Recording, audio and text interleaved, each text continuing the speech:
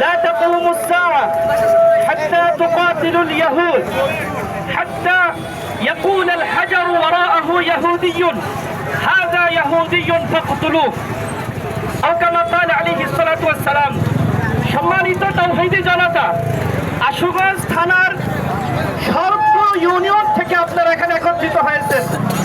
বিভিন্ন গ্রামের তাওহীদি জনতারা আপনারা আজকে ফিলিস্তিনের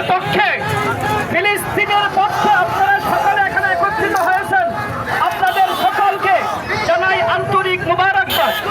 সম্মানিত তাওহীদি জনতা, আমি আল্লাহর রাসূল সাল্লাল্লাহু আলাইহি ওয়াসাল্লামের একটি হাদিস বুখারী শরীফ থেকে তেলাওয়াত করেছি। মুসলমানদের জীবনে পেরেশানি আসবে, বিপদ আসবে, মুসিবত আসবে, এটা স্বাভাবিক বিষয়। আল্লাহ তাআলার পরীক্ষা।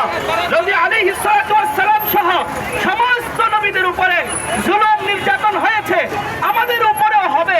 কিন্তু আল্লাহ রাসূল বলেছেন যে কিয়ামত সংঘটিত হবে না যতক্ষণ না পর্যন্ত তোমরা মুসলমানরা ইহুদিদেরকে একটা একটা ধরে ধরে হত্যা করবে।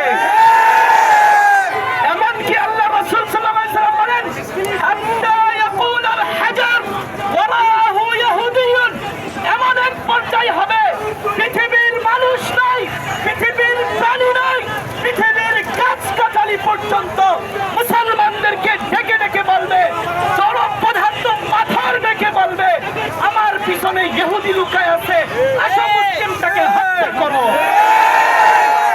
অতএব তাওহীদি জনতা, আমাদের পেরেশানি নাই, আমাদের হতাশা নাই, বিজয় একমাত্র মুসলমানদেরই হবে, মুসলমানদেরই হবে, মুসলমানদেরই হবে ইনশাআল্লাহ।